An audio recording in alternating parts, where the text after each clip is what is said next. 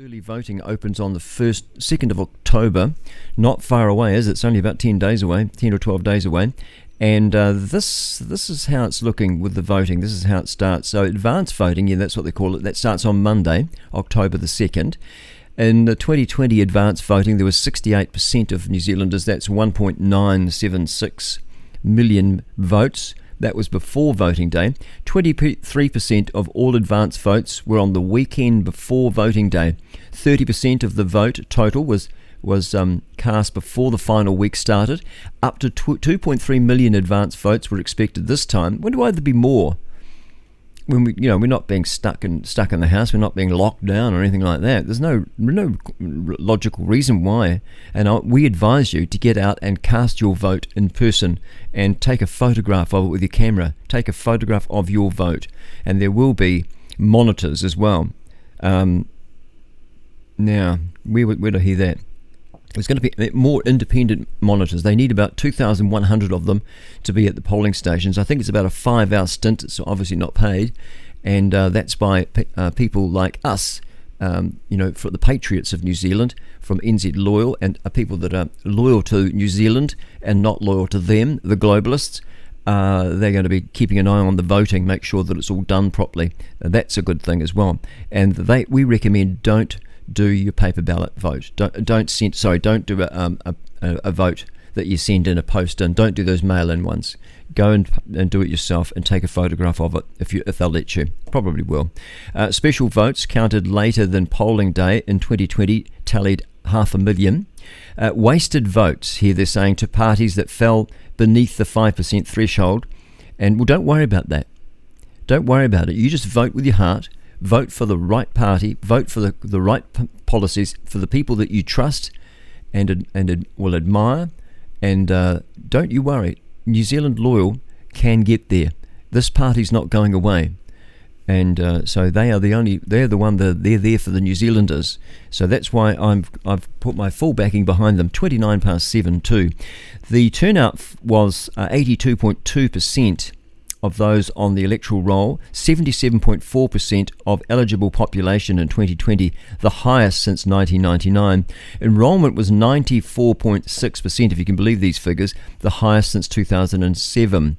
Going off the 2023 Electoral Commission estimates, a party needs 30,000 plus votes to get 1% and around 150,000 plus to make 5%. That's not that much, is it? So we can do this, New Zealand. We can get our people from NZ Loyal into Parliament. You just got to vote for them, and don't worry about voting for New Zealand first, because Winston's promising you that he's going to do an inquiry into the vaccine injuries and the mandates and all that. It'll never happen. He's promising pipe dreams. It won't happen because they won't let him, because he's only got 5%, and if he gets 6 even, they still won't let him. So that is a wasted vote. A vote for New Zealand first is a wasted vote, because you're voting for the devil, aren't you? You are. And, you want to vote for someone that loves this country, for people that love our country. And all those people that are involved in NZ Loyal, they love New Zealand. So much so that they're prepared to sacrifice being a candidate like Brenton Faithfull. He is a justice of the peace, and they needed to have the something had to be signed off to get all the candidates in, and they needed to find another justice of the peace, and they couldn't find one, and it was right on deadline. So what Brenton did is he resigned as a candidate for NZ Loyal and signed the documents as a justice of the peace. And so, what a selfless act. Good on you, Brenton. So you've gone way up you always were high in my estimation, but now you're even better. You're just a real warrior for truth and a true patriot for New Zealand. It's 29-8, and so that is that. So don't worry about voting for having to sort of watch your vote. Don't do a wasted vote. No vote is wasted.